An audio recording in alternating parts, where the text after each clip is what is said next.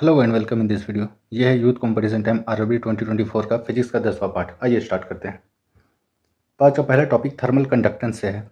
The heat conductance in a cubic object does not depend upon. कोई भी cubic object है या फिर किसी भी तरह का अगर ऑब्जेक्ट है तो थर्मल कंडक्टेंस जो है फ्रिक्शन के ऊपर डिपेंड नहीं करता है। डेंसिटी जो है, डेंसिटी जितना हाई रहेगा मटेरियल उतना ही जल्दी क्या होगा, हीट हो जाएगा। मटेरियल के डायमेंशन पर जितना ज़्यादा एरिया रहेगा वो उतना देर से हीट होगा। ठीक है। इलेक्ट्रॉनिक कॉन्फ़िगरेशन, इलेक्ट्रॉन जितना ज़्यादा होगा उस मटेरियल के अंदर वो उतना ज़्यादा क्या होगा, जल्दी हीट हो जाएगा। तो ये फ्रिक्शन के ऊपर डिपेंड नहीं करता। ऑप्शन सी इसका गलत है। अगला, why water particles at 0 degree centigrade have more energy than ice particle at same temperature. देखिए, आप 0 डिग्री सेल्सियस का अगर आइस है आपके पास, 0 डिग्री सेल्सियस का आइस है, अगर इसको कन्वर्ट कर रहे हैं आप 0 डिग्री सेल्सियस तक वाटर में कर रहे हैं, 0 डिग्री सेल्सियस का वाटर में, तो आइस को वाटर में बदलने के लिए आप उसमें क्या डालिएगा, लेटेंट हीट। लेटेंट हीट डालिएगा। लेटेंट हीट डालने के बाद ही आइस क्या होता है, मेल्ट होता है। वो 0 डिग्री का किस में बदलेगा, वाटर में बदलेगा। तो देख लेते हैं पहला, during the process of conversion of ice from ice to liquid water absorb energy. नहीं, वाटर एब्जॉर्ब नहीं करेगा, आइस करेगा। तो ये गलत हो गया, ये गलत हो गया। Because during the process of conversion from ice to water, water vapour नहीं, वाटर वेपर नहीं, ये भी गलत हो गया। Because during the process of conversion from ice to liquid water, water radiates energy. Water radiate नहीं करता है एनर्जी को।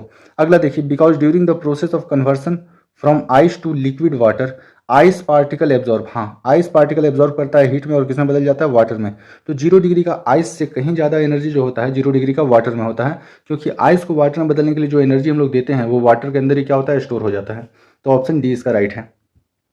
उलन woollen clothes keep the body warm in winter. Body का, नॉर्मल बॉडी का जो टेम्परेचर होता है ह्यूमन का 37 डिग्री सेल्सियस के करीब होता है। तो ये उलन जो कपड़ा होता है, जो स्वेटर होता है, वो क्या करता है, बॉडी का अंदर का जो टेम्परेचर है 37 डिग्री सेल्सियस उसी को बनाए रखता है। आप मान लो कि बाहर का टेम्परेचर 10 डिग्री सेल्सियस है, ठीक है, और बॉडी का अंदर का टेम्परेचर 37 डिग्री सेल्सियस है। तो जो कपड़ा होता है, उलन कपड़ा होता है, वो हीट को बाहर निकलने नहीं देता है। वो क्या होता है, बैड कंडक्टर ऑफ हीट होता है, हीट को बाहर निकलने नहीं देता है। इसलिए हम लोग ठंडे के दिनों में उलन क्लॉथ को पहनते हैं ताकि बॉडी को गर्म रखें। Transfer of heat is mainly due to conduction, convection and radiation. ये तीनों जो प्रोसेस होता है ये होता है वाटर बॉयलर में। अगर वाटर बॉयलर ना दिया हुआ रहेगा तो आपको गीजर दिया हुआ रहेगा। घर में जो गीजर लगा होता है, ठंडा के दिन हम लोग पानी गर्म करके नहाते हैं, वो गीजर इन तीनों प्रोसेस के ऊपर काम करता है, conduction, convection and the radiation के ऊपर काम करता है। रेफ्रिजरेटर जो है, फ्रिज जो है, ये इवापोरेशन पे काम करता है, इवापोरेशन पे काम करता है। Isolated pipe carry hot water, ये बात सही है, ये बात सही है, पर ये तीनों प्रिंसिपल पे काम नहीं करता है। ये सिर्फ और सिर्फ काम करता है कंडक्शन के ऊपर काम करता है। Thermal expansion, below the statement A and the reason R. एक नंबर जो है ए को देखते हैं। Left a small gap between track. ये बोला रेलवे ट्रैक के बारे में। ये लोहा का, ये क्या है, पटरी है। इन पटरी के बीच में हम लोग थोड़ा सा जगह छोड़ देते हैं और इन दोनों पटरी को कनेक्ट किया जाता है। इससे एक प्लेट से कनेक्ट किया जाता है। इस प्लेट को बोलते हैं फिश प्लेट। फिश प्लेट ये पहले आ चुका है रेलवे में, इसको बोलते हैं फिश प्लेट बोलते हैं। तो ये बात सही हो गया कि जब हम, क्या होता है, दो पटरियों के बीच में थोड़ा सा जगह को छोड़ा जाता है। ठीक है। आयरन स्प्रेड इन समर, गर्मी के टाइम में क्या होता है, कोई भी मेटल होगा गर्मी के टाइम में क्या होगा, हीट लेने के बाद वो एक्सपेंड करेगा। तो जब फैलेगा तो बीच में गैप रहेगा, तो उस गैप में क्या हो जाएगा, वो भर जाएगा। तो दोनों जो है A and R both true and R is the correct explanation of A. तो ऑप्शन सी इसका राइट हो जाएगा। अगला है कॉन्वेक्शन एंड रेडिएशन से। What is heat balance. Heat balance क्या है, अब देख लो, जितना हीट किसी भी सिस्टम को दिया जा रहा है अगर उतना ही हीट वहां से निकल रहा तो इसी को बोलते हैं हीट बैलेंस। मान लो कि मेरा जो इनकम है 100 रुपीज़ इनकम है और 100 रुपीज़ ही मेरा एक्सपेंडिचर है, इसी को तो बोलेंगे मेरा इनकम बैलेंस। ठीक है। तो देख लेते हैं, the balance between the outgoing heat from sun, नहीं ये सन नहीं होना चाहिए, अर्थ होना चाहिए, and the incoming heat observe by the earth. ये गलत हो गया क्योंकि ये दो अलग अलग बॉडी के बारे में बतलाया जा रहा है, जबकि ये जो होगा हीट बैलेंस होगा एक ही बॉडी के ऊपर लगता है। सोलर रेडिएशन ये एक अधूरा टर्म है जो ऐसे ही दे दिया है। The balance between the incoming heat absorb by the अर्थ, हाँ जो अर्थ जो है, जो सूरज से आने वाली रोशनी को क्या करेगा, एब्जॉर्ब करेगा, and out going heat in the form of radiation, और पृथ्वी से ही जो रेडिएशन के फॉर्म में हीट निकलेगा इसी को क्या बोलेंगे, हीट बैलेंस। हीट बैलेंस बोलेंगे। तो ऑप्शन सी इसका राइट हो जाएगा। Which of the following method the molecule of a fluid transmit the heat from one place to another. ठीक है। ये किस में बोला गया, फ्लूइड में। फ्लूइड बोलने का मतलब क्या होता है, ये जो होता है लिक्विड एंड गैस, लिक्विड और गैस दोनों को हम लोग बोलते हैं फ्लूइड बोलते हैं। तो जो आप देखो जो लू चलता है ना, तो क्या होता है कि गर्म हवा दूसरे हवा के कांटेक्ट में आता है, उसको भी गर्म कर देता है। तो इस प्रोसेस को हम जो बोलते हैं कॉन्वेक्शन। जब लिक्विड गर्म होता है तो नीचे का पानी जो बॉयल होता है वो ऊपर की तरफ देखोगे खदकता वो बाहर निकलेगा, और ऊपर के पानी को भी क्या कर देगा, हीट कर देगा। तो इस प्रोसेस को बोलते हैं कॉन्वेक्शन बोलते हैं।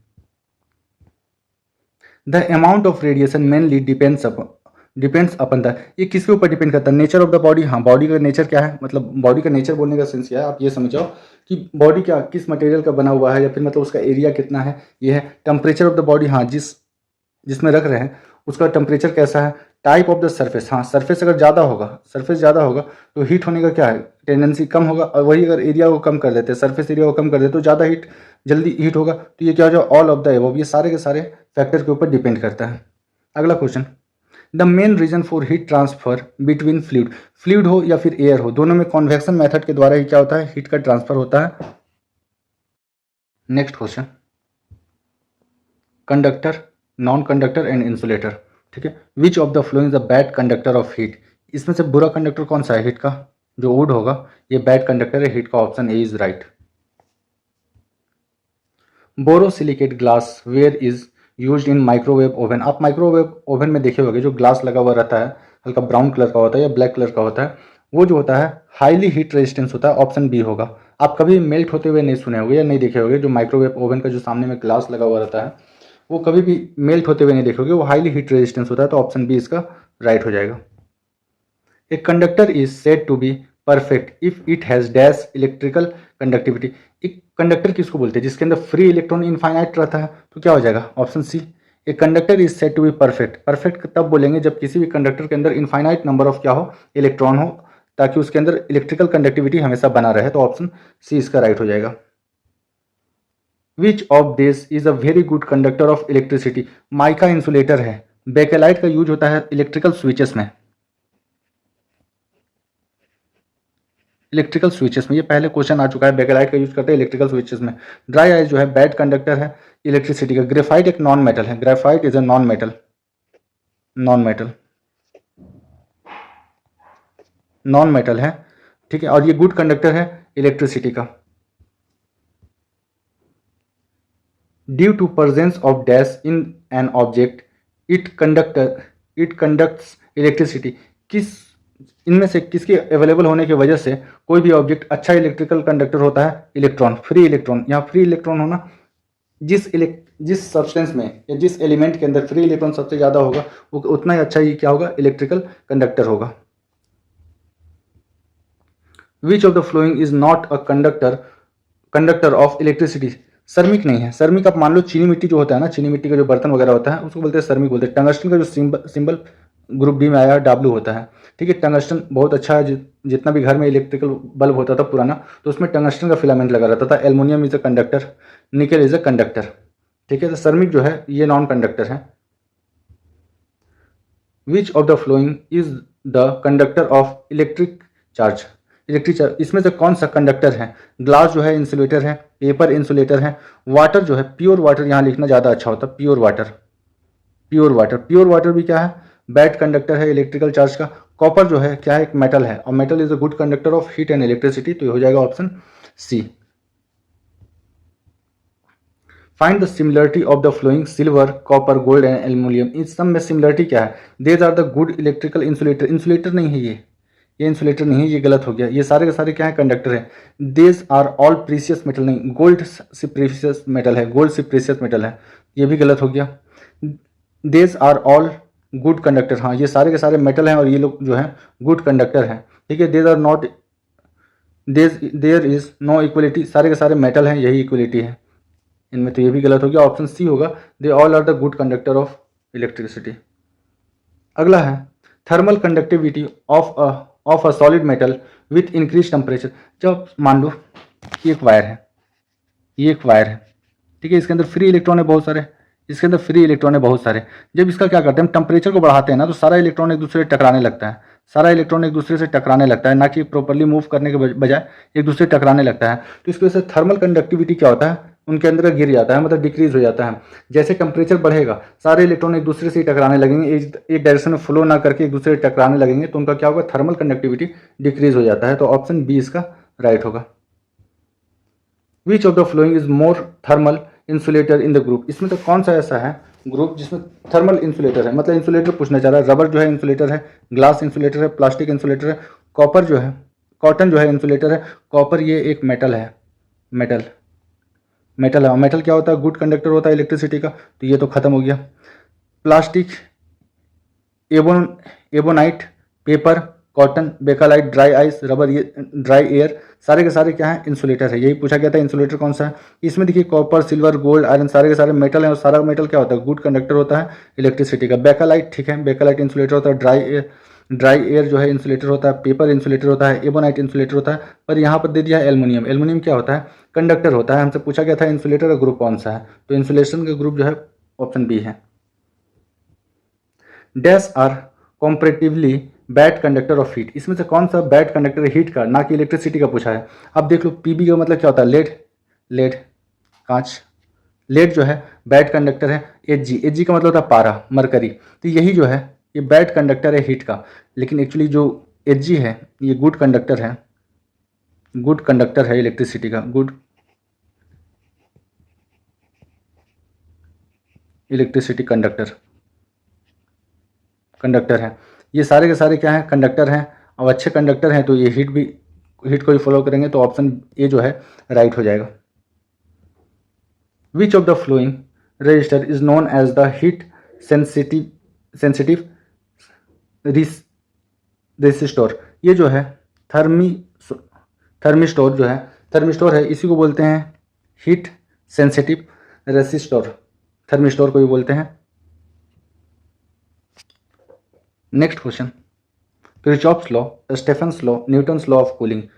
Which colour is inside the solar cooker, solar cooker के अंदर क्या होता है, ब्लैक कलर होता है। ब्लैक कलर जो होता है हीट को बहुत अच्छा से एब्जॉर्ब करता है, इसलिए ब्लैक कलर होता है सोलर कुकर के अंदर में, तो ऑप्शन सी इज राइट। बोला है hot water emulates Newton's law of coolness, what will be the body temperature and the time diagram. ये सारा का सारा इधर जो दिया हुआ है टाइम दिया हुआ है, जो एक्स एक्सिस पे दिया हुआ है टाइम दिया हुआ है सारा का सारा। न्यूटन बोलता है, मान लो कि यहाँ पर एक कप है, कप में जो चाय है ये 100 डिग्री सेल्सियस पे है और इन्वायरमेंट का टेम्परेचर है जो 50 डिग्री सेल्सियस। एक दूसरा कप है, इसमें जो चाय है 60 डिग्री सेल्सियस के ऊपर है, ठीक है, और इन्वायरमेंट का टेम्परेचर जो है कितना, 50 डिग्री सेल्सियस। अभी दोनों के बीच में गैप कितना है, 50 डिग्री सेल्सियस का है। तो जब 50 डिग्री सेल्सियस का गैप है तो स्टार्टिंग में टेम्परेचर बहुत जल्दी जल्दी क्या होगा, रिलीज करेगा, कौन, चाय रिलीज करेगा और ये जाएगा इन्वायरमेंट में। लेकिन जैसे जैसे टेम्परेचर घटेगा 100 से 80, 80 से 60, 80 से 70, 70 से 60, 60 से आएगा 55, तो जैसे जैसे टेम्परेचर का गैप कम होता जाएगा लगने वाला टाइम क्या होगा, बढ़ता जाएगा। तो देखो यही एक ऐसा ऑप्शन है, इसमें बनाओ 2 पॉइंट लो, 2 पॉइंट को एक्स एक्सिस और वाई एक्सिस से जोड़ दो, ठीक है, यहीं पर जोड़ दो, यहाँ पर जोड़ दो। तो ऑप्शन डी में देखो, जब यहाँ पर मान लो 1 मिनट टाइम था, 1 मिनट टाइम था तो टेम्परेचर कितना था यहाँ पर, मान लो 70 डिग्री सेल्सियस। जब टाइम बढ़ गया, टाइम बढ़ गया कितना हो गया, 2 मिनट हो गया, तो टेम्परेचर क्या हो रहा है, नीचे की तरफ आ रहा है, मान लो ये कितना हो गया, 60 हो गया, 60 डिग्री टेम्परेचर हो गया। तो जैसे जैसे टेम्परेचर घटता जाएगा सिस्टम का, लगने वाला टाइम क्या होगा, बढ़ता जाएगा। तो यही न्यूटन्स लॉ ऑफ कूलिंग है। अगला है फेज और transition and the latent heat. Latent heat का मतलब होता है जब कोई पदार्थ अपना स्टेट को बदलता है, मतलब मान लो सॉलिड स्टेट में है, आप उसको हीट देते हो तो लिक्विड स्टेट में बदलता है, ठीक है, इसी को क्या बोलते हैं, लेटेंट हीट। पर लेटेंट हीट में क्या होता है, पदार्थ का अवस्था तो चेंज होता है, सॉलिड से लिक्विड हो गया, पर टेम्परेचर उसका क्या रहता है, मेंटेन रहता है। एक एग्जांपल देते हैं, ये 0 डिग्री सेल्सियस का क्या है, आइस है, ये 0 डिग्री सेल्सियस का आइस है। जब इसको मेल्ट करेंगे, जब इसको क्या दिए, हीट दिए हम, तो ये 0 डिग्री सेल्सियस से क्या बन जाएगा, वाटर बन जाएगा। 0 डिग्री सेल्सियस से क्या बन जाएगा, वाटर बन जाएगा। तो देख रहे हो सॉलिड स्टेट से क्या आ गया, लिक्विड स्टेट में आ गया, पर टेम्परेचर क्या है इस दौरान जो है फिक्स है, 0 डिग्री सेल्सियस। ये इसी को हम लोग बोलते हैं लेटेंट हीट बोलते हैं, लेटेंट हीट। आइए क्वेश्चन देखते हैं, what is the temperature when a solid object melt at atmospheric pressure to become liquid. ठीक है, सॉलिड स्टेट से क्या हो रहा है, लिक्विड स्टेट में बदल रहा, एटमॉस्फेरिक टेम्परेचर मेंटेन है, ठीक है, जैसा था वैसा ही है, इसी को बोलते हैं हम लोग लेटेंट हीट। ऑप्शन बी इसका राइट है। अगला question, the temperature at which liquid changes from liquid state to the solid state. कोई भी चीज लिक्विड स्टेट है, आप मान लो पानी है, वो सॉलिड स्टेट में बदल गया, तो इसी को क्या बोलेंगे, इसी को बोलते हैं फ्रीजिंग पॉइंट। इसी को क्या बोलते हैं, फ्रीजिंग पॉइंट बोलते हैं। What is the physical state of water at 257 degree Celsius. 0 degree Celsius पे क्या होता है, 0 डिग्री सेल्सियस पे सॉलिड स्टेट में रहेगा आइस, सॉलिड। फिर 0 डिग्री सेल्सियस पे क्या बन जाएगा, ये वाटर। 0 डिग्री सेल्सियस का वाटर, मतलब 0 डिग्री सेल्सियस एक ऐसा टेम्परेचर है जहाँ पर जो वाटर है वो सॉलिड और लिक्विड दोनों स्टेट में पाया जाता है। जब 100 डिग्री सेल्सियस पे ये रहेगा लिक्विड स्टेट में, और 100 डिग्री सेल्सियस पे ही क्या होगा, ये वेपर में बदल जाएगा, मतलब गैस स्टेट में बदल जाएगा। तो 100 डिग्री सेल्सियस से जैसे आप ऊपर जाएगा, कितना है 257 डिग्री सेल्सियस, तो यहाँ भी क्या रहेगा, ये गैसियस स्टेट में रहेगा, मतलब वेपर के फॉर्म में रहेगा। ऑप्शन बी इसका राइट है। What is the boiling point of water, water का बॉइलिंग पॉइंट कितना होता है, डायरेक्ट याद रख लो 212 डिग्री फ़ारेनहाइट। अगर नहीं याद रहेगा तो ये फॉर्मूला याद होगा, C/5 इक्वल्स टू F-32/9। ठीक है, ये सेल्सियस और फ़ारेनहाइट में रिलेशन है। क्या बोला, boiling point of water, water boil कब होता है 100 डिग्री सेल्सियस पे, 100/5 इक्वल्स टू F-32/9। यहाँ से काटोगे 20 बार में तो कितना हो गया, 9 दूनी का 18, 180, इधर का माइनस जाएगा, इधर आ जाएगा प्लस का 32 इक्वल्स टू एफ। तो एफ का वैल्यू कितना आ गया, 212 डिग्री फ़ारेनहाइट। आप इसको याद करो, ये बहुत ज़रूरी है, ये एग्जाम में कन्वर्जन आएगा। अमाउंट ऑफ हीट पर unit mass required to change a substance from solid to liquid at same temperature, same temperature में क्या बोलते हैं उसको, लेटेंट हीट। लेटेंट हीट का डेफिनेशन क्या है, when a substance change its state, जब कोई पदार्थ अपनी अवस्था को चेंज करता है और वो अपने टेम्परेचर को उतना ही मेंटेन रखता है, तो उसी को क्या बोलते हैं, लेटेंट हीट बोलते हैं। तो ऑप्शन ए इसका राइट हो जाएगा। What causes water pipe burst in the freezing temperature, ठंडे प्रदेश में जनरली होता क्या है कि जो पाइप होता है, मेटल का पाइप होता है, जनरली उसके अंदर क्या होता है, बर्फ़ जम जाता है, पानी से बर्फ़ जम जाता है, और बर्फ़ जमने के बाद पाइप जो है फट जाता है। ये होता क्यों है, ये जब पानी आप रखते हो, पानी आप रखोगे जब किसी बॉटल में और उसको फ्रीजर में डाल दोगे कंप्लीटली फिल करके, तो जब बर्फ़ बनता है तो बर्फ़ का जो वॉल्यूम होता है वाटर का वॉल्यूम से क्या होता है, ज़्यादा होता है। इसी वजह से कि जब एक्सपेंड करता है पानी, जब बर्फ़ बन जाएगा तो उसका वॉल्यूम बढ़ जाएगा, वो एक्सपेंड कर जाएगा, और इसकी वजह से क्या हो जाएगा, पाइप फट जाएगा। अगला है, what will be the boiling point of water in the kelvin state scale. Kelvin scale में बॉइलिंग पॉइंट क्या होता है, केल्विन से रिलेशन क्या है, kelvin equals two degree Celsius plus 273। आपको क्या बोला है, बॉयल हो रहा है ना वाटर, वाटर बॉयल होता है कितना 100 डिग्री सेल्सियस पे, और यहाँ है 273, तो कितना हो गया 373 केल्विन। ऑप्शन सी इसका राइट होगा। The boiling point of water, अच्छा सब का सब सेल्सियस में दिया हुआ, 100 डिग्री सेल्सियस वाटर क्या होता है, बॉयल करता है। What is the temperature at which the fluid start boiling at the atmospheric pressure? जिस टेम्परेचर पर पानी उबलता है उसे क्या बोलते हैं, बॉइलिंग पॉइंट बोलते हैं। बॉइलिंग पॉइंट बोलते हैं, option C is right. Next question, relative humidity and vaporisation. Water evaporates, water जो है कब वाष्पीकरण होने लगता है, ये किसी भी टेम्परेचर पर हो सकता है, at all temperature, 0 degree Celsius पर, 1 degree Celsius, 2 degree Celsius, 10 degree Celsius पर। ये वाटर वेपराइज कब होता है, जब मान लो ये पानी रखा हुआ है एक टब में, ये सबसे ऊपर वाला जो सरफेस है, जब बहुत हाई स्पीड हवा चलेगा ना, तब भी इसमें वेपराइज हो जाता है। जब टेम्परेचर थोड़ा सा भी इंक्रीज हो जाएगा, यहाँ से क्या होगा, वाटर वेपर निकलने लगेगा, तो ये किसी भी टेम्परेचर पर क्या होता है, वेपराइट हो जाता है। तो ऑप्शन सी इसका राइट है।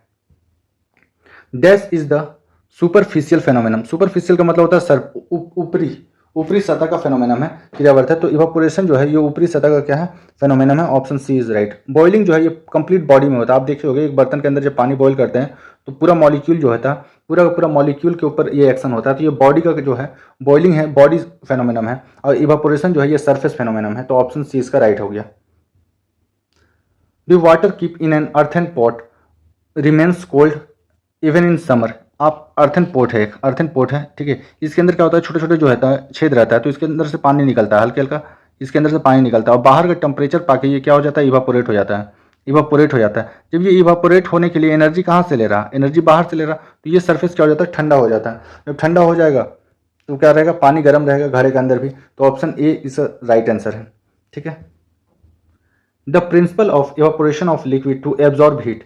ठीक है, ये किस में होता है, ये जो फ्रीज जो है, इवापोरेशन का जो है प्रक्रिया है, इसके ऊपर काम करता है। ये क्या करता है, बॉडी के अंदर से हीट को एब्जॉर्ब कर लेता है, उसका टेम्परेचर को डाउन कर देता है। तो option B is right. Which of the following principle does the refrigerator work. Refrigerator जो है ये इवापोरेशन का प्रक्रिया के ऊपर क्या करता है, काम करता है। तो ऑप्शन डी इसका राइट हो जाएगा। Running a fan in the summer season is given relief because. जब भी हम लोग बाहर से आते हैं, रूम में आते हैं, तो क्या हो जाता है, शरीर के ऊपर काफ़ी ज़्यादा पसीना रहता है। जैसे हम लोग फैन चलाते हैं तो जो पसीना होता है वो क्या हो जाता है, इवापोरेट होता है। और इवापोरेट होने के बाद वो क्या करता है, एनर्जी तो ले लिया, शरीर के अंदर से एनर्जी लिया तो उसके अंदर शरीर का जो टेम्परेचर होगा वो डाउन डाउन हो जाएगा। तो यही लिखा हुआ है, our sweat evaporate rapidly from the fan air. ये बहुत जल्दी क्या होता है, रेपिडली इवापोरेट हो जाएगा। इवापोरेट होने के लिए टेम्परेचर कहाँ से लिया, बॉडी से लिया है, एब्जॉर्ब किया। तो बॉडी के अंदर जब टेम्परेचर डाउन होगा तो कैसा फील होगा, ठंडा फील होगा। Option A is right. Next question, thermodynamics. The expected quality of refrigerant का जो कूलेंट होता है उसका क्वालिटी कैसा होना चाहिए, लो बॉइलिंग पॉइंट होना चाहिए, सही है। हाई क्रिटिकल टेम्परेचर, ये भी सही है। High latent heat of evaporation, ये भी सही है। तो ये हो जाएगा ऑल दी एबव। जो कूलेंट होता है उसके अंदर प्रॉपर्टी कैसा होना चाहिए, लो बॉइलिंग पॉइंट, बहुत कम टेम्परेचर बॉयल हो जाए। हाई क्रिटिकल टेम्परेचर, बहुत ज़्यादा उसका क्रिटिकल टेम्परेचर हो। High latent heat of evaporation, तो ये सारे के सारे फीचर्स होते हैं रेफ्रिजरेंट में। Which electrical device is not based on Joule's law of heating. घर में जितना भी अप्लाइंसेस आप देख रहे हो, जितना भी हीटिंग अप्लाइंसेस है घर में, सारा का सारा जो काम करता है वो जूल्स लॉ ऑफ हीटिंग के ऊपर काम करता है। इलेक्ट्रिकल केटल घर में यूज करते हो, ये इसका काम करता है। इलेक्ट्रिकल प्लग एंड स्विचेस नहीं, ये काम नहीं करता है, ये काम नहीं करता है, ठीक है। ये जो है ये काम नहीं करता है। एक्चुअली ये क्या है ना, ये इलेक्ट्रिकल सर्किट का पार्ट हो गया। इलेक्ट्रिक आयरन, हाँ, ये हीटिंग का काम करता है होम अप्लाइंसेस से। जो फ्यूज यूज होता है इलेक्ट्रिकल सर्किट में, जो जिससे अप्लाइंसेस को बचाया जाता है कि जब भी कभी हाई वोल्टेज आता है करंट, तो फ्यूज ऑटोमेटिक क्या हो जाता है, मेल्ट हो जाता है, जिसकी वजह से घर का अप्लाइंसेस जो है वो सेफ रहता है। तो जब भी आपसे पूछा जाएगा कि जूल्स लॉ ऑफ हीटिंग का एग्जाम्पल कौन कौन सा है, तो घर में जितना भी आप देख रहे हो अप्लाइंसेस, जो हीट होने वाले अप्लाइंसेस है, सारा का सारा जो है जूल्स लॉ ऑफ हीटिंग के ऊपर ही काम करता है। तो इसका ऑप्शन बी हो जाएगा। Heat is not directly related to, heat किससे जुड़ा हुआ नहीं है। मेजरमेंट ऑफ थर्मल एनर्जी, एकदम गलत बात, एकदम गलत बात। इससे जुड़ा हुआ नहीं है, यही तो होगा, इससे जुड़ा हुआ नहीं है। यही पूछा था किससे जुड़ा हुआ नहीं है, तो यही हो जाएगा। और दूसरा देख लेते हैं, स्पीड ऑफ मॉलिक्यूल। मान लो एक सब्सटेंस है, इसके अंदर मॉलिक्यूल है, इसके अंदर क्या है, इलेक्ट्रॉन प्रोटॉन न्यूट्रॉन है। इसके अंदर ये जितना ज़्यादा मूव करेगा ना, ये जितना ज़्यादा मूव करेगा, एक दूसरे से टकराएगा, उतना ही ज़्यादा क्या होगा, हीट जनरेट होगा उस मेटल के अंदर में। तो स्टेटमेंट जो 2 है ये सही है। Transfer of electromagnetic EMW wave, electromagnetic wave जैसे इसमें टकराएगा ना, इसके अंदर का एनर्जी को बढ़ा देगा और इसकी वजह से भी क्या होगा, ये सिस्टम को हीट कर देगा। तो ये बात भी सही है। Thermodynamics property of the substance, हाँ, जाहिर सी बात है कि प्रॉपर्टी किस तरह का थर्मोडायनेमिक्स नेचर शो कर रहा है, इसके ऊपर तो डिपेंड करेगा ही करेगा। पर यहाँ मेजरमेंट ऑफ थर्मल एनर्जी के ऊपर डिपेंड नहीं कर रहा, ये डिफरेंट चीज़ हो गया, मेजरमेंट ऑफ थर्मल एनर्जी। तो ऑप्शन ए ही जो है गलत है। Heat transfer to any system is measured in the dash. Heat जो है, हीट क्या है, हीट जो है एक एनर्जी है। हीट क्या है, एनर्जी है। और वर्क ऑफ एनर्जी दोनों का यूनिट क्या होता है, जूल होता है। तो ऑप्शन बी इसका राइट हो जाएगा। Steady state heat flow. Study का मतलब क्या होता है, लगातार एक जैसा।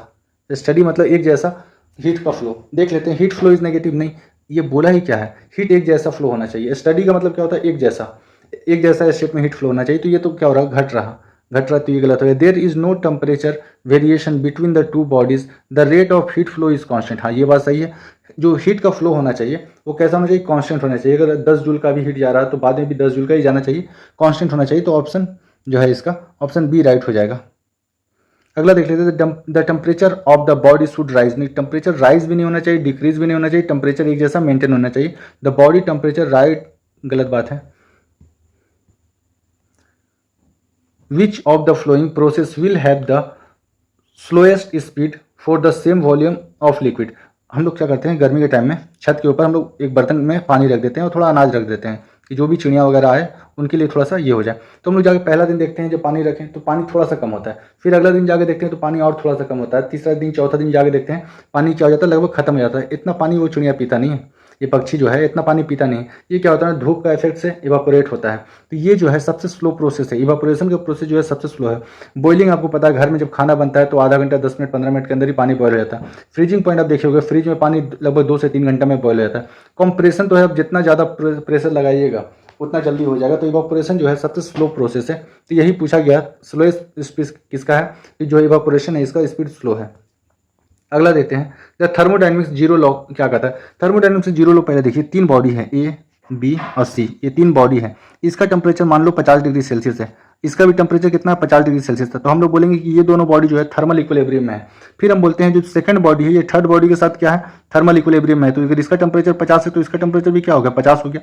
अब इन दोनों का टेम्परेचर भी आप देख लो, इन दोनों का टेम्परेचर भी क्या हो गया, फिक्स हो गया। इन दोनों का टेम्परेचर भी कितना है, 50। तो देख लेते हैं कौन सा स्टेटमेंट सही है। When two system are in, ये देखते हैं option D, when two system are in heat balance with the third system there will be also be equilibrium with each other.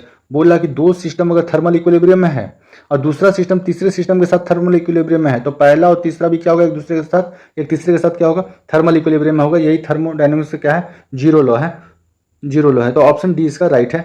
दो बॉडी अगर थर्मल इक्विलिब्रियम में है एक दूसरे के साथ और दूसरा बॉडी तीसरे बॉडी के साथ थर्मल इक्विलिब्रियम में है, तो थर्ड बॉडी और फर्स्ट बॉडी भी क्या होगा, थर्मल इक्विलिब्रियम में होगा। Option D is right. Which of the following is correct? A specific volume of water when heated to at 0 degree Celsius, क्या बोला है, जब 4 डिग्री सेल्सियस पे क्या होता है, 4 डिग्री सेल्सियस पे जो डेंसिटी होता है, डेंसिटी ऑफ वाटर क्या होता है, मैक्सिमम, डेंसिटी मैक्सिमम होता है। और डेंसिटी इक्वल टू क्या होता है, डेंसिटी इक्वल टू होता है mass by volume, mass by volume. आपसे बोला क्या है, वॉल्यूम के बारे में पूछा गया है, ना कि डेंसिटी के बारे में। तो अगर वॉल्यूम क्या हो रहा है, 0 डिग्री सेल्सियस से हम लोग 4 डिग्री सेल्सियस पे जा रहे हैं, तो डेंसिटी क्या होगा, डेंसिटी बढ़ेगा। और डेंसिटी और वॉल्यूम कैसा है एक दूसरे का, डेंसिटी अगर बढ़ेगा तो वॉल्यूम क्या होगा, घटेगा। तो बस यही है, जब 0 डिग्री सेल्सियस से हम चीज़ों को हीट करना शुरू करेंगे तो पहले वॉल्यूम क्या होगा, घटेगा, देन वॉल्यूम क्या होगा, इंक्रीज होगा। अब ये क्वेश्चन बहुत अच्छा हो गया। लोग डेंसिटी के रिलेशन में जानते हैं तो वॉल्यूम के रिलेशन में प्रॉब्लम हो जाता है कि डेंसिटी जब 0 डिग्री से 4 डिग्री पर जाएंगे, डेंसिटी क्या होगा, बढ़ते बढ़ते 4 डिग्री सेल्सियस तो मैक्सिमम होगा, उसके बाद 4 डिग्री सेल्सियस से 5, 6, 7 पे जैसे जाएंगे तो डेंसिटी घटता जाएगा।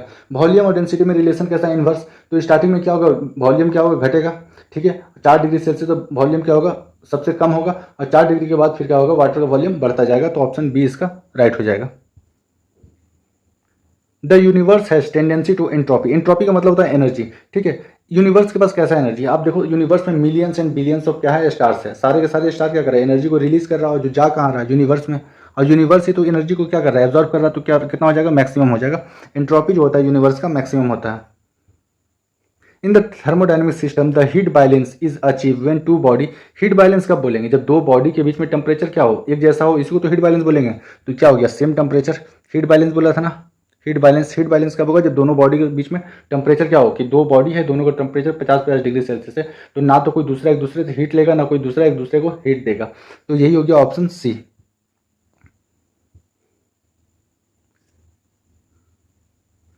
Which of the flowing thermodynamics process is the constant volume, constant volume में होगा तो isochoric volume constant, volume constant isochoric बोलते हैं। आइसो बार होता है pressure constant, pressure constant.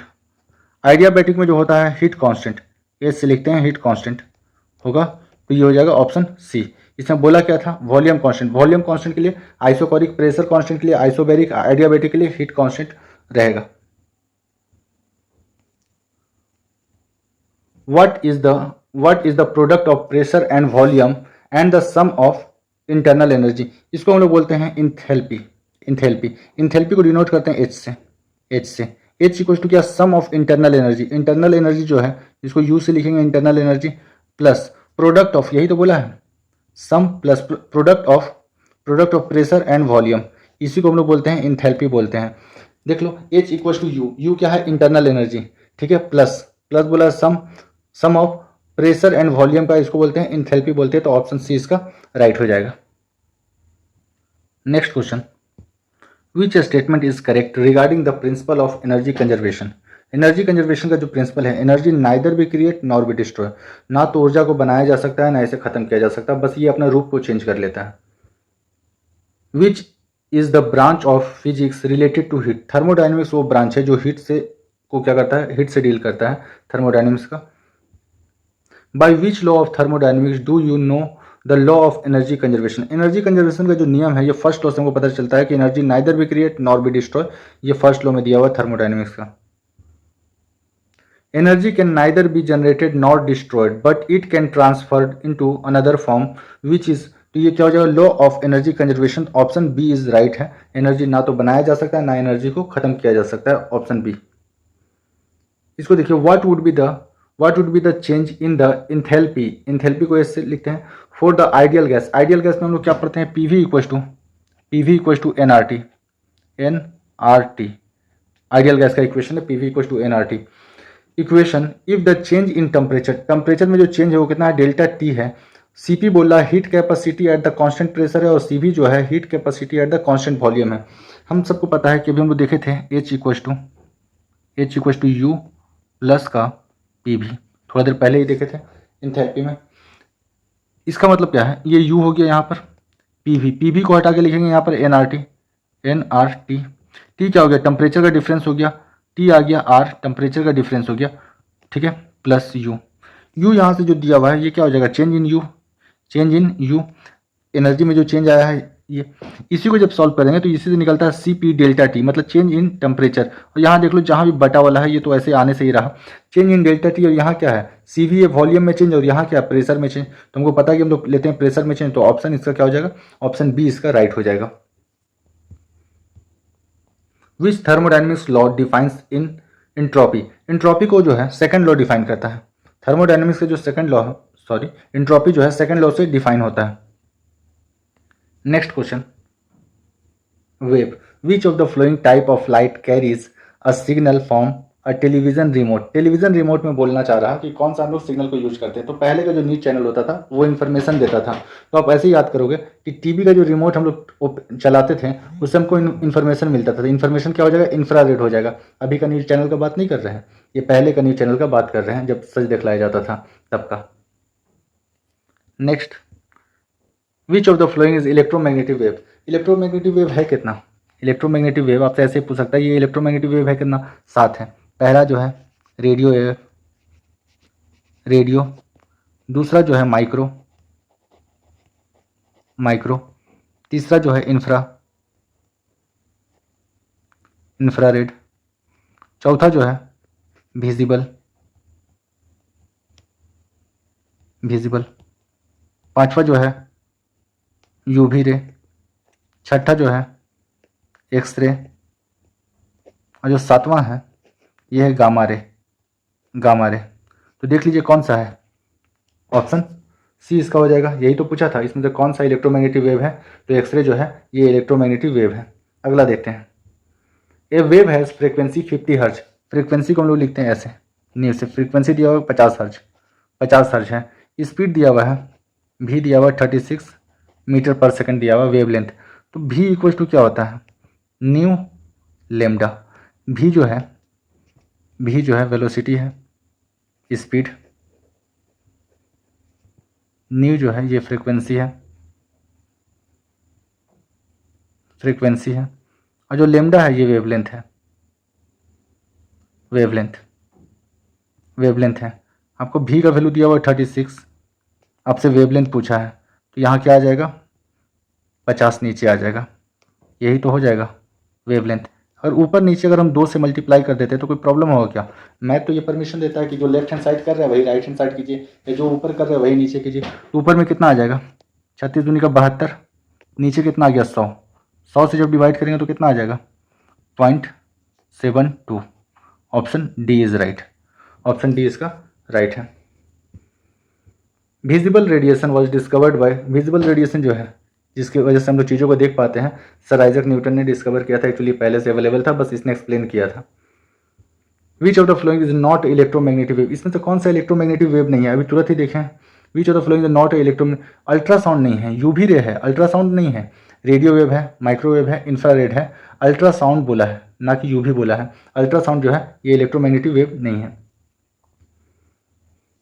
What is the transverse wave, transverse wave क्या है, in this wave the particle of the medium vibrate perpendicular to the direction of the progression of the wave. जो transfer wave होता है इसका आपको graph पता होगा। Transfer wave जो होता है ये ऐसे मूव करता है, ट्रांसफर वेव ऐसे मूव करता है। तो ये जो मेन पोजीशन है, मेन पोजीशन से पार्टिकल क्या होता है ऊपर नीचे की तरफ मूव करता है। तो ट्रांसफर वेव यही है कि in this wave the particle of the medium vibrate perpendicular to the direction of the progression. Wave इधर मूव कर रहा, अब पार्टिकल जो है ऊपर की तरफ और नीचे की तरफ मूव कर रहा है, तो ऑप्शन ए इसका राइट हो जाएगा। ट्रांसफर वेव जो है ऊपर नीचे की तरफ मूव करता है अपना मेन पोजीशन से। In longitudinal wave the particle vibrates in the dash direction to the transmission of the progression. ये पैरेलल डायरेक्शन में मूव करता है। लॉन्गिट्यूडनल वेव जो होता है वो ऐसा होता है, ये दोनों क्या होता है, कॉम्प्रेस होता है पहले, फिर फैलता है, फिर कॉम्प्रेस होता है, फिर फैलता है। तो ये जो होता है इसी को बोलते हैं हम लोग पैरेलल, कि जिस डायरेक्शन में ध्वनि जा रहा है उसी डायरेक्शन में क्या हो रहा है, वेव आगे पीछे मूव कर रहा, वेव पार्टिकल जो आगे पीछे मूव कर रहा, तो इसी को क्या बोलते हैं, पैरेलल डायरेक्शन में मूव करना। In which type of wave do vibration move parallel to the direction of the waves move. ये किस में होता है, तो ये हो जाएगा लॉन्गिट्यूडनल वेव में। लॉन्गिट्यूडनल वेव में जिस डायरेक्शन में वेव जा रहा है पार्टिकल भी उसी डायरेक्शन में मूव करता है। मान लो ये पार्टिकल है, ये आगे पीछे मूव करेगा, इसी जगह से आगे पीछे मूव करेगा, तो ये होता है लॉन्गिट्यूडनल वेव में। Option C is right. Which colour has the shortest wavelength, आपको पता होगा विबग्योर, VIBGYOR,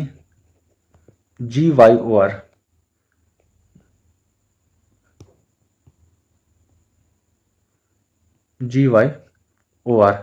सबसे ज़्यादा वेवलेंथ जो होता है रेड का होता है, और सबसे कम जो होता है मिनिमम, ये किसका होता है, वायलेट का होता है। अब वायलेट को ये हम लोग क्या बोलते हैं, पर्पल कलर बोलते हैं। तो ऑप्शन डी इसका राइट हो जाएगा। अगला देखते हैं, an assertion and a reason are given below. Assertion में दिया हुआ when the velocity is keep constant, velocity को कांस्टेंट रख देते हैं, एंड वेवलेंथ को आधा कर देते हैं, तो फ्रीक्वेंसी क्या हो जाएगा, डबल। हमको पता है v इक्वल टू क्या होता है, न्यू लेमडा। क्या बोला, v को कांस्टेंट रख दिया है, तो लेमडा जो है और फ्रीक्वेंसी क्या हो जाएगा, एक दूसरे का इन्वर्सली प्रोपोर्शनल हो जाएगा। क्या बोल रहा, वेवलेंथ को डबल कर दिया गया, मतलब 2 कर दिया है, 2 लेमडा कर दिया है, तो फ्रीक्वेंसी क्या हो जाएगा, फ्रीक्वेंसी आधा हो जाएगा। इधर देखो फ्रीक्वेंसी यहाँ से निकालेंगे कितना आ जाएगा, 1/2, हाफ टाइम ऑफ वेवलेंथ। तो पहला बात सही है, पहला जो है ये सही है। दूसरा देखते हैं, v इक्वल टू क्या होता है, nu lambda, v equal to क्या हो गया, न्यू इंटू लेमडा। तो ये भी बात मेरा सही हो गया। तो इसमें क्या होगा, both the assertion and reason are the true and the reason is the correct explanation of assertion. तो ऑप्शन ए इसका राइट हो जाएगा। v equal to nu lambda आपको पता होना चाहिए। Which of the flowing is not a characteristic of wave, इसमें से कौन सा है जो कैरेक्टरिस्टिक नहीं है वेव का। ठीक है, इसको देखिए, वेवलेंथ है, वेवलेंथ है, ठीक है, एम्पलीट्यूड है। एम्पलीट्यूड क्या होता है, एम्पलीट्यूड समझ लेते हैं कि एम्पलीट्यूड है क्या। एक्चुअली जब इस तरह से वेव मूव कर रहा, तो ये जो है मीन पोजीशन है, मीन पोजीशन से जितना ऊपर की तरफ और जितना नीचे की तरफ जाएगा, ठीक है, वेव पार्टिकल जितना ऊपर और जितना नीचे की तरफ जाएगा, इसको क्या बोलते हैं, एम्पलीट्यूड बोलते हैं। तो इसके ऊपर भी डिपेंड करता है, फ्रीक्वेंसी के ऊपर तो डिपेंड करता ही है, मीडियम के ऊपर डिपेंड नहीं करता है। ये जरूरी नहीं कि हर बार मीडियम के ऊपर डिपेंड करे, ये मीडियम के ऊपर डिपेंड नहीं करता। तो ऑप्शन डी जो है राइट, गलत हो जाएगा। If the frequency of a wave increase, frequency को बढ़ा देते हैं, what will be the effect on it's wavelength, wavelength के ऊपर कैसा प्रभाव पड़ेगा। अब देखो, वेलोसिटी को कांस्टेंट रख देते हैं, तो जो वेवलेंथ है, वेवलेंथ इन्वर्सली प्रोपोर्शनल क्या हो गया, वेवलेंथ इन्वर्सली प्रोपोर्शनल हो गया, लेमडा जो है इन्वर्सली प्रोपोर्शनल है फ्रीक्वेंसी का। बोला क्या है कि फ्रीक्वेंसी को बढ़ा रहे हैं, अगर इसको बढ़ा रहे हैं तो ये क्या होगा, घटेगा। अगर फ्रीक्वेंसी को बढ़ा रहे हैं तो वेवलेंथ क्या होगा, घटेगा। तो ये हो जाएगा ऑप्शन सी, इट डिक्रीज। ये क्या हो जाएगा, डिक्रीज करेगा। अगला देखते हैं, मैच करना है रेडियो वेव। रेडियो वेव का हम लोग यूज कहाँ करते हैं, रेडियो वेव का यूज होता है ये सेल्यूलर कम्युनिकेशन, फोन में यूज करते हैं। माइक्रोवेव का जो हम लोग यूज करते हैं, माइक्रोवेव का जो यूज होगा ये हो जाता है हम लोग को रडार में, रडार सिस्टम में हो जाता है। ठीक है, उसके बाद जो है नेविगेशन, क्या बोलते हैं, navigation infrared radiation. Infrared radiation का यूज कहाँ करते हैं, रिमोट में करते हैं। तो ऑप्शन ए हो जाएगा। गामा का जो यूज होता है ये कैंसर का ट्रीटमेंट में होता है, तो ऑप्शन डी हो जाएगा। देख लेते हैं, पहला का तीन एक ही ऑप्शन में है, पहला का 3, दूसरा का जो होगा, दूसरा का 2, तीसरा का 1 और चौथा का 4 हो जाएगा। तो ऑप्शन सी राइट है। दोबारा से देख लेते हैं, रेडियो वेव का इस्तेमाल हम लोग करते हैं कम्युनिकेशन में, ठीक है। माइक्रोवेव का जो इस्तेमाल होता है वो रडार में होता है। रडार का आपसे फुल फॉर्म भी पूछ सकता है, रडार का फुल फॉर्म होता है रेडियो डिटेक्शन एंड रेंजिंग, ठीक है। नेविगेशन इंफ्रारेड, इंफ्रारेड का यूज होता है हम लोग टीवी रिमोट में यूज करते हैं, ठीक है। गामा का यूज होता है मेडिकल ट्रीटमेंट में कैंसर का सेल को मारने के लिए, ठीक है। तो ऑप्शन सी इसका राइट हो जाएगा। Dilution occur when dilution occur where there is air pressure. Dilution का मतलब क्या होता है, किसी चीज को डाइल्यूट करने का मतलब क्या होता है, पतला करना। मान लो एक चीनी का गाढ़ा घोल है, उसमें आप जब एक्स्ट्रा पानी मिलाओगे तो क्या होगा, पतला होगा। तो डाइल्यूशन जो होता है उसके लिए जो हम लोग प्रेशर का यूज करते हैं, प्रेशर लो होना चाहिए। प्रेशर अगर हाई कीजिएगा तो वो और ज़्यादा डाइल्यूट होता जाएगा, प्रेशर जैसे लो कीजिएगा वो क्या हो जाएगा, डाइल्यूट, मतलब क्या बोलते हैं, प्रेशर जैसे लो करोगे ना वो डाइल्यूट हो जाएगा। अगला जो है, the compression is made at the place where the air pressure. Compression जो बोला, कंप्रेशन मतलब दबाव, दबाव कब ज़्यादा होगा, जब प्रेशर को क्या कीजिएगा, बढ़ा दीजिएगा तो दबाव क्या हो जाएगा, बढ़ जाएगा। यहाँ एक पिक्चर दिया हुआ है, the figure given below show the function of ultrasonic wave. Ultrasonic wave का इस्तेमाल हो रहा what are the techniques called, इसको क्या बोलते हैं? अल्ट्रासाउंड बोलते हैं, अल्ट्रासाउंड या अल्ट्रासोनोग्राफी बोलते हैं, तो ऑप्शन सी इसका राइट हो जाएगा। ये पेट के अंदर देखा जा रहा है, पेट के अंदर देखा जा रहा है, इसको अल्ट्रासाउंड या अल्ट्रासोनोग्राफी बोलते हैं। A boat at anchor is rocked by a wave है द कंजिक्यूटिव क्रस्ट, ये जो होता है ये वेव है, ये वाला पॉइंट, ये वाला पॉइंट, दो लगातार पॉइंट को क्या बोलते हैं? क्रस्ट बोलते हैं, क्रस्ट बोलते हैं, सी सी। और ये जो नीचे वाला पॉइंट है इसको बोलते हैं ट्रफ बोलते हैं, ये वाला अगला जो पॉइंट है इसको ट्रफ बोलते हैं। इन दोनों के बीच का जो दूरी होगा ये भी क्या होगा? लेमडा होगा। ठीक है, तो बोला है दो कंजिक्यूटिव क्रस्ट के बीच का दूरी कितना है? 125, तो मतलब लेमडा का वैल्यू आपको कितना दिया हुआ है? 125 दिया हुआ है। ठीक है, द वेलोसिटी कितना दिया हुआ है? भी का वैल्यू आपको दिया हुआ है 25। What is the frequency? भी इक्वल टू क्या होता है? न्यू लेमडा, भी का वैल्यू आपको दिया हुआ है 25, लेमडा इधर से आ जाएगा 125, ये आ गया फ्रीक्वेंसी का वैल्यू। काटेंगे एक बार में 5 बार में, 1/5 कितना होता है? 0.20 हर्ज होता है, तो ऑप्शन ए इसका राइट हो जाएगा।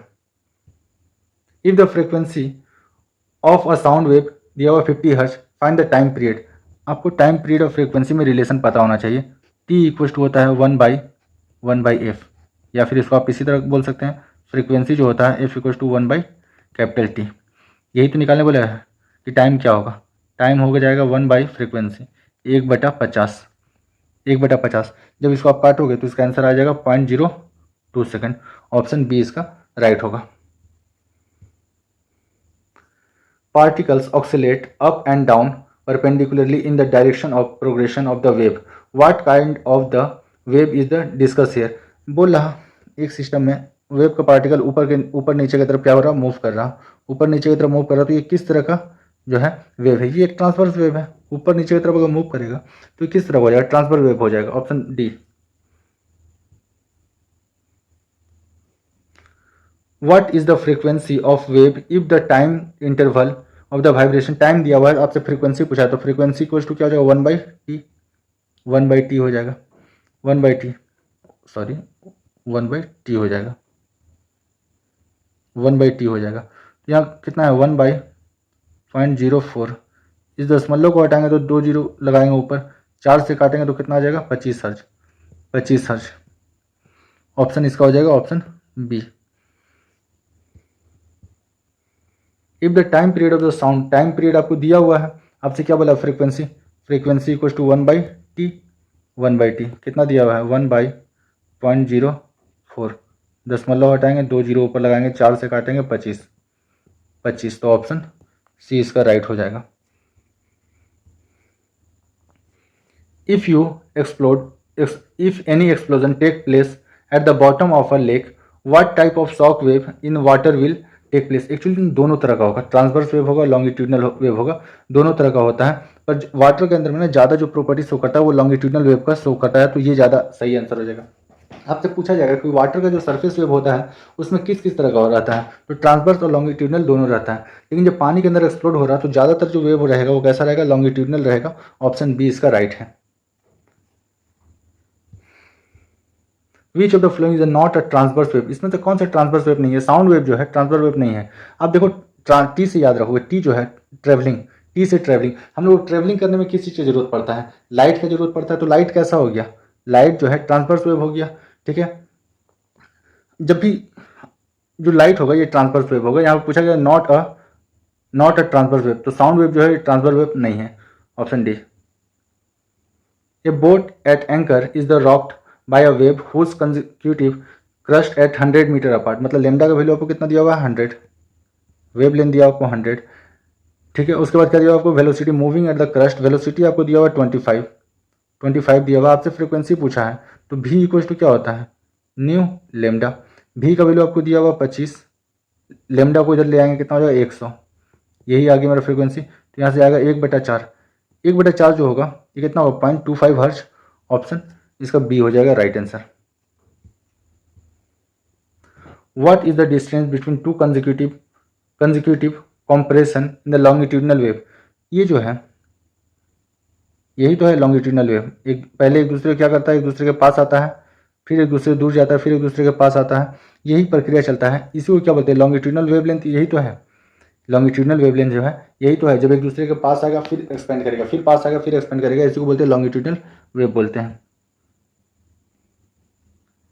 Which of the flowing wave includes compression and spilling response, इसमें से कौन सा ऐसा है जो वेव इंक्लूड करता है कॉम्प्रेशन और ये, तो ये कौन सा हो जाएगा? ऑप्शन ए लॉन्गिट्यूडनल वेव। लॉन्गिट्यूडनल वेव भी क्या करता है? सामने सामने मूव करता है, ये इस डायरेक्शन में मूव करेगा, यहाँ पर पार्टिकल है ये इस डायरेक्शन में मूव करेगा, पहले आगे जाएगा फिर पीछे आएगा, फिर आगे जाएगा फिर पीछे आएगा, ये कौन करता है? ये करता है longitudinal wave. Velocity of a wave is the frequency F and the wavelength इतना है, तो v इक्वल टू क्या होता है? v equal to nu lambda, v equal to क्या होता है? न्यू लेमडा होता है। तो इसमें से कौन सा हो जाएगा? v equal to nu lambda होगा। यहाँ पर v जो लेमडा है इसको f से डिनोट किया गया है, f से फ्रीक्वेंसी को f से डिनोट किया गया, तो ऑप्शन बी इसका राइट हो जाएगा। What is the relationship between the frequency and time, क्या होता है? टाइम इक्वल टू होता है 1/फ्रीक्वेंसी, तो ऑप्शन सी डी इसका राइट हो गया, T equal to 1/f। What is the wave length of sound wave in a medium with a frequency आपको दिया हुआ है 840 हर्ट्ज एंड द स्पीड दिया हुआ है 380 मीटर पर सेकंड दिया हुआ, आपसे बोला गया है वेव लेंथ, तो v इक्वल टू क्या होगा? v equal to nu lambda हो जाएगा। आपको v का वैल्यू दिया हुआ है 380, यहाँ से आप फ्रीक्वेंसी दिया हुआ है 840, यहाँ से आपका लेमडा निकलेगा। तो देखिए डिनोमिनेटर क्या है? बड़ा है ना, डिनोमिनेटर बड़ा है, ठीक है, तो ये क्या हो जाएगा? एक से छोटा ही आएगा, तो ऑप्शन ये इसका राइट हो जाएगा, इतना कैलकुलेशन करने का भी जरूरत नहीं है, ठीक है। ऊपर में नंबर छोटा है नीचे में नंबर बड़ा है, तो जाहिर सी बात है एक से कम आएगा, एक से कम एक ही ऑप्शन है, option A. The wave length is usually indicated by the Greek letter, wave length को क्या हम लोग बोलते हैं? लेमडा, तो ऑप्शन क्या हो गया? Option B lambda. Which of the flowing statement is correct about the sound wave and light wave, sound wave और लाइट वेव के बारे में कौन सा स्टेटमेंट सही है? बोथ आर ट्रांसफर वेव, गलत है, ठीक है। जो साउंड वेव होता है वो लॉन्गिट्यूडनल होता है और जो लाइट वेव होता है वो ट्रांसफर होता है, तो बोथ आर लॉन्गिट्यूडनल, ये भी गलत है। साउंड वेव और ट्रांसवर्स उल्टा लिखा हुआ है, उल्टा लिखा हुआ है, ये भी गलत हो गया। आप इधर देखो, साउंड वेव जो होता है ये लॉन्गिट्यूडनल होता है, साउंड वेव जो होता है हम लोग जब भी लाउडली बोलते हैं ना, तो आप याद करो साउंड जब हम लोग बोलते हैं साउंड, तो हम लोग बोलते हैं लाउडली बोलते हैं। जब लाइट वेव जो होता है, लाइट वेव का हम लोग लाइट का यूज कब करते हैं? जब कहीं ट्रेवल करते हैं, तो लाइट वेव कैसा होता है? ट्रांसवर्स नेचर का होता है। लाइट वेव ट्रांसवर्स नेचर का है, ट्रेवलिंग करने में हेल्प करता है, हेडलाइट वगैरह जो होता है गाड़ी का हेल्प करता है, तो ट्रांसवर्स होता है हेडलाइट। और साउंड वेव जो होता है ये लॉन्गिट्यूडनल होता है। हम लोग बोलते हैं ना साउंड वेव जब भी जनरेट हो रहा तो बोले बहुत ज़्यादा लाउड है, तो क्या हो जाएगा? ऑप्शन डी, इसको ऐसे याद कर सकते हैं।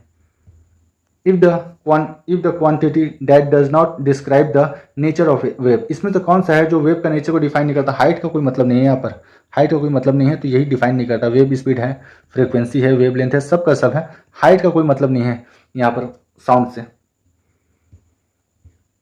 Sound wave travel eight A speed of 339, मतलब आपको v का वैल्यू कितना दिया हुआ है? स्पीड दिया हुआ है 339 दिया हुआ है, ठीक है। आपको वेव लेंथ दिया हुआ है 1.5 सेंटीमीटर दिया हुआ है, इसको मीटर में चेंज कीजिएगा, कितना हो जाएगा?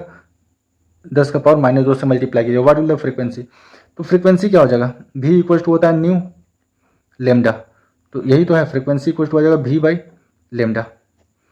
v का वैल्यू आपको दिया हुआ है 339 और इसका वैल्यू कितना है? 1.5 इंटू 10 टू द पावर -2, ठीक है।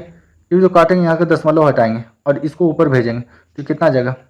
339,000 और नीचे आ जाएगा 15, 15 दूनी का 30 बचा 3, 15 दूनी का 30 बचा 3, 15 दूनी का 30 बचा 9, ठीक है। 15 छक्के 90 हो गया, तो 2 जीरो बचेगा, तो ये हो गया ऑप्शन डी, ऑप्शन डी इसका राइट आंसर है। स्पीड ऑफ साउंड वेव कितना है? 700 मीटर दिया हुआ, मतलब आपको v का वैल्यू दिया हुआ है 700। Long time to take, 7 kilometre चलने में कितना लगेगा? डिस्टेंस आपको दिया हुआ है, डिस्टेंस दिया हुआ है 700 किलोमीटर। यूनिट क्या है? किलोमीटर है ना, इसको मीटर में चेंज करेंगे तो कितना हो जाएगा? 7000 मीटर। तो हमको पता है कि टाइम इक्वल्स टू क्या होता है? Distance by speed. डिस्टेंस कितना दिया हुआ है? 7000 मीटर। स्पीड कितना दिया हुआ है? 700। 2 जीरो से 2 जीरो कट जाएगा, 7 से काटेंगे 10 सेकंड, तो ऑप्शन इसका क्या हो जाएगा? Option A 10 second. If the frequency of wave is double then what will be the wavelength, frequency और वेवलेंथ जो होता है एक दूसरे का क्या होता है? इन्वर्सली प्रोपोर्शनल होता है। फ्रीक्वेंसी और वेवलेंथ एक दूसरे का क्या होता है? इन्वर्सली प्रोपोर्शनल होता है। बोला फ्रीक्वेंसी को क्या कर रहे हैं, डबल कर रहे हैं। फ्रीक्वेंसी को अगर डबल कर रहे हैं तो इसका वेवलेंथ क्या हो जाएगा, हाफ हो जाएगा। तो ये हो जाएगा हाफ ऑफ ओरिजिनल ऑप्शन। दोनों देख लीजिए, दोनों क्या, फ्रीक्वेंसी को अगर हम ये करते हैं तो यहाँ क्या आ जाएगा 1/2 लेमडा, हाफ हो जाएगा तो half of the original. Option D is right. The distance between two consecutive crust is L दिया हुआ है। दो कंजिक्यूटिव क्रस्ट के बीच में डिस्टेंस कितना दिया हुआ है, एल दिया हुआ है। ये वाला ऊपर वाला जो पॉइंट होता है ये क्रस्ट है, और जो नीचे होता है इसको बोलते हैं ट्रफ। तो ये वाला भी हो गया ट्रफ। एक्चुअली यहाँ से यहाँ का जो डिस्टेंस है इसको बोलते हैं लेमडा, यहाँ से यहाँ का जो डिस्टेंस है इसको बोलते हैं लेमडा बोलते हैं। तो क्या हो जाएगा, आपसे बोला क्या है, what is the wavelength. Wavelength कितना के बराबर होगा, इन दोनों के बीच की दूरी कितना दिया हुआ है, एल दिया हुआ है। तो किसके बराबर हो जाएगा, एल के बराबर हो जाएगा। Option D. Sound produce by radio increase. Sound जो रेडियो से प्रोड्यूस हो रहा है उसको जो इंक्रीज करेंगे तो क्या बोलेंगे, एम्पलीफाई करना बोलते हैं ना, बोलते हैं ना एम्पलीट्यूड। एम्पलीफाई करना, साउंड को बढ़ाने का मतलब क्या होता है, एम्पलीफाई करना। तो एम्पलीट्यूड से ही एम्पलीफाई आया है, तो ऑप्शन ए इसका राइट हो जाएगा। If a wave completes 40 vibration in 2.5 second, what is the frequency. Frequency क्या हो जाएगा, फ्रीक्वेंसी जो होगा, फ्रीक्वेंसी हो जाएगा नंबर ऑफ वेव बाय 2.5। यहाँ पर लगाएंगे, दशमलव हटाएंगे तो यहाँ जीरो लगाएंगे, 4 से काटेंगे, 25 से काटेंगे तो ये 16 बार में चल जाएगा, 16 हर्ट्ज। नंबर ऑफ साइकिल कितना आ गया, 16 हर्ट्ज। ऑप्शन ए इसका राइट आंसर है। Wave speed, amplitude, wave length and the frequency are called. ये क्या है, सारा का सारा जो विशेषता है किसका, वेव का। ऑप्शन क्या हो जाएगा, ऑप्शन बी। सारा का सारा क्या है, कैरेक्टरिस्टिक है किसका, वेव का है। ठीक है, कंपोनेंट नहीं है, अलग अलग क्या है, विशेषता है। A sound wave produce at a wavelength कितना है 2.5, इसका फ्रीक्वेंसी दिया हुआ 400 दिया हुआ है। तो भी इक्वल टू क्या हो जाएगा, v equal to frequency into wave length. ठीक है, आपको वेव लेंथ कितना दिया हुआ, फ्रीक्वेंसी दिया हुआ 400 और वेव लेंथ दिया हुआ 2.5। 2.5 से मल्टीप्लाई कीजिएगा 400 तो कितना आ जाएगा, 1000 मीटर पर सेकंड। तो हो गया ऑप्शन सी इसका राइट हो जाएगा, 1000 मीटर पर second. The amplitude of the wave, amplitude किसको बोलते हैं, ये जो है यही तो है, ये मीन पोजीशन से जितना ऊपर जा रहा, और जितना नीचे आ रहा है इसी को क्या बोलेंगे, एम्पलीट्यूड बोलेंगे। आइए देखते हैं क्या है। The distance travel by the wave over the period of time, गलत बात। The maximum distance travel by the particles of the medium in the either side of the central, ये सेंट्रल लाइन है, इससे जितना ऊपर जा रहा हो जितना नीचे जा रहा है इसी को क्या बोलेंगे, एम्पलीट्यूड बोलेंगे। तो ऑप्शन बी इसका राइट हो जाएगा, amplitude. A sound wave produce 40 crust and the 40 trough. 40 crust और 40 ट्रफ जो बोल रहा है ये वेवलेंथ बतला रहा है। वेवलेंथ कितना है, 40 है। टाइम आपको कितना दिया हुआ है, 0.3 दिया हुआ है। फाइंड द फ्रीक्वेंसी, फ्रीक्वेंसी आपको निकालने बोला है। फ्रीक्वेंसी कैसे निकलेगा, फ्रीक्वेंसी हो जाएगा फ्रीक्वेंसी हो जाएगा वेवलेंथ लेमडा बटा टाइम। तो यहाँ से कितना हो गया, फ्रीक्वेंसी दिया हुआ 40, इसको 0.3 से क्या करेंगे, डिवाइड करेंगे। दशमलव हटाएंगे तो यहाँ कितना आ जाएगा, 0 आ जाएगा। 4 का टेबल में 13 बार में आ गया, 10 बार में 3, यहाँ पर आ गया 0.33 आ गया है, तो 133.33 हर्ट्ज आ जाएगा। ऑप्शन सी इसका राइट हो जाएगा। Dash the frequency is expressed in the event repeated पर सेकंड। पर सेकंड पे जो रिपीट हो रहा है इसको क्या बोलते हैं, इसी को तो बोलते हैं हर्ट्ज। फ्रीक्वेंसी पर सेकंड पे रिपीट हो रहा है। टाइम क्या होता है, टाइम इक्वल्स टू 1/फ्रीक्वेंसी, और फ्रीक्वेंसी इक्वल्स टू क्या होता है, 1/टाइम, उल्टा ही तो होता है, 1/टाइम। तो क्या हो गया, पर सेकंड पे जो निकलता है उसको क्या बोलते हैं, टाइम का यूनिट क्या होता है, सेकंड। तो कितना आ गया, फ्रीक्वेंसी का पर सेकंड का यूनिट होता है हर्ट्ज होता है। ऑप्शन डी इसका राइट है। What is called the area of high density of particles in the medium during the transmission of sound? जब साउंड का ट्रांसमिशन हो रहा है किसी एरिया से, ठीक है, तो बोला what is called the area of the high density of particles in the medium during the transmission, इसको बोलते हैं कॉम्प्रेशन। जब एक साउंड को पास करते हैं एक हाई डेंसिटी का मीडियम से तो उसे बोलते हैं कॉम्प्रेस करना, बोलते हैं कॉम्प्रेशन हो जाएगा। If the distance between the crust and the consecutive trough, अब देख लो यहाँ पर बोला क्या है, वेव इधर गया इधर गया, ये क्या हो गया क्रस्ट, ये क्या हो गया ट्रफ, यही बोला है। इन दोनों के बीच का जो दूरी है, मतलब इस लाइन को अगर ये ऊपर की तरफ बढ़ाते हैं, इनके बीच का जो दूरी आपको दिया हुआ है एल दिया हुआ है, एल दिया हुआ है। देन द वेवलेंथ यहाँ से यहाँ तक का दूरी क्या होता है, यहाँ से यहाँ तक का दूरी क्या होता है, लेमडा। तो लेमडा जो हो जाएगा कितना हो जाएगा, अगर यहाँ से यहाँ तक का दूरी ले रहे हैं सिर्फ, यहाँ से यहाँ तक का दूरी ले रहे हैं तो ये λ/2 हो जाएगा। λ/2 जो है, λ/2 किसके बराबर है, एल के बराबर है, एल के बराबर है। तो यहाँ से अगर हम निकालते हैं वेवलेंथ, तो एल कितना हो जाएगा, एल बाई 2 आ जाएगा। यहाँ कुछ गड़बड़ कर दिए हैं, लेमडा बाई 2 हो गया ये वेवलेंथ, तो ये सही है। यहाँ से अगर हम एल का लेमडा का वैल्यू निकालेंगे तो लेमडा का वैल्यू कितना हो जाएगा, लेमडा का वैल्यू हो जाएगा 2L। एल का फॉर्म में निकालना है तो ऑप्शन बी इसका राइट हो जाएगा। ये अच्छा क्वेश्चन है, ये अच्छा क्वेश्चन है। विच of the flowing sound wave will have the longest wavelength, इसमें से किसका जो है सबसे ज़्यादा वेवलेंथ है, जिसका फ्रीक्वेंसी कम उसका वेवलेंथ ज़्यादा किसका है, तो ऑप्शन ए का है। फ्रीक्वेंसी जो होता है वो वेवलेंथ का क्या होता है उल्टा, जिसका वेवलेंथ ज़्यादा उसका फ्रीक्वेंसी कम। तो आपको बोला क्या है, फ्रीक्वेंसी जो है कम किसका है, इसका, तो इसका वेवलेंथ ज़्यादा होगा, तो वही तो बोला है सबसे ज़्यादा वेवलेंथ किसका होगा, लेमडा जो है इन्वर्सली प्रोपोर्शनल टू है फ्रीक्वेंसी का। अगर फ्रीक्वेंसी को घटा रहे हैं तो वेवलेंथ क्या होगा, बढ़ेगा। ऑप्शन देखिए कि ऑप्शन ए जो है सबसे छोटा आपको फ्रीक्वेंसी दिया हुआ है ए में, तो सबसे बड़ा वेवलेंथ किसका होगा, ए का। ए source of sound produce 20 crust and the 20 trough, हमको कोई एक लेना है। लेमडा का वैल्यू कितना हो गया 20, ठीक है। टाइम आपको दिया हुआ कितना 0.4, फ्रीक्वेंसी क्या हो जाएगा, फ्रीक्वेंसी हो जाएगा वेवलेंथ बटा टाइम 0.4, यहाँ आ जाएगा 0 दशमलव हटेगा तो 4 से काटेंगे तो 4 × 25 = 20 50 हर्ट्ज। ऑप्शन डी इसका राइट ऑप्शन हो जाएगा 50। A source of frequency 500 hertz emits wave 0.4 metre wave, how long time will take by the wave to travel 600 metre. हमको यहाँ से पता क्या चलेगा, v equals to nu lambda. आपको फ्रीक्वेंसी कितना दिया हुआ है 500, वेवलेंथ कितना दिया हुआ 0.4, इस दशमलव से ये 0 कट जाएगा तो 50 चौकी कितना हो गया 200 मीटर पर सेकंड, 200 मीटर पर सेकंड। यहाँ से हमको स्पीड पता चल गया साउंड का। 600 मीटर जाने में 600 मीटर का दूरी है, स्पीड कितना है 200, तो कितना टाइम लेगा 3 सेकंड, 3 सेकंड का टाइम लेगा, तो ऑप्शन सी इसका राइट हो जाएगा 3 second. The depth of the trough of a wave is called, जो डेप्थ होता है, जो डेप्थ हो या इसका हाइट हो, ये क्रस्ट हो गया, ये ट्रफ हो गया, ये क्रस्ट हो गया। आपसे बोला इस डेप्थ को क्या बोलेंगे, इस डेप्थ को भी एम्पलीट्यूड ही बोलेंगे। इस ऊपर वाला जो राइज है इसको भी क्या बोलेंगे, एम्पलीट्यूड ही बोलेंगे। इसको भी क्या बोलेंगे, एम्पलीट्यूड बोलेंगे। अपना मीन पोजीशन से जितना ऊपर जा रहा है या जितना नीचे जा रहा है उसी को क्या बोलते हैं, एम्पलीट्यूड बोलते हैं। ठीक। Time taken by one oscillation at a point of the medium is called, जो टाइम पीरियड बोलते हैं। हम लोग जो पेंडुलम वाला चैप्टर पढ़े थे, तुम लोग क्या पढ़े थे, यहाँ पर एक बॉब था, ये घूमते हुए जा रहा था, यहाँ से घूमते हुए यहाँ जा रहा था, फिर यहाँ पर आ रहा था, इसको क्या बोले थे, टाइम पीरियड बोले थे। तो वही बोल रहा था, time taken by one oscillation at a point of the medium is called time period. Option B is right. The frequency of wave travelling at a speed of 500 metre per second 20 hertz, time कितना लेगा, time जो यहाँ लेगा formula तो वही है, t equals to 1/f। इसका कोई मतलब नहीं है, यहाँ पर हमसे टाइम पूछा है तो टाइम इक्वल्स टू 1/20, 1/20 करेंगे तो यहाँ से कितना निकल जाएगा 0.05। ऑप्शन सी इसका राइट है। t इक्वल्स टू 1/f होता है, हमको कितना निकल गया, इतना हर सेकंड निकल गया है, हमको यहाँ पर दिया हुआ था frequency. Which type of wave is used to penetrate hard object at hospital and airport. Airport में और हॉस्पिटल में देखो एक्सरे का यूज होता है टूटा हुआ हड्डी को डिटेक्ट करने के लिए, और एयरपोर्ट में होता है कोई भी संदिग्ध चीज का पता लगाने के लिए।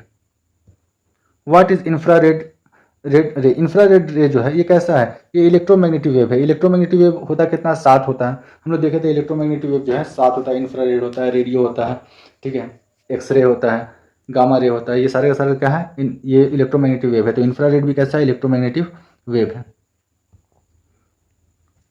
विच of the flowing electromagnetic wave has the shortest wavelength, सबसे छोटा वेवलेंथ किसका होता है, गामा का होता है। सबसे छोटा किसका होगा, गामा का होता है, और सबसे बड़ा जो होगा विजिबल का होगा।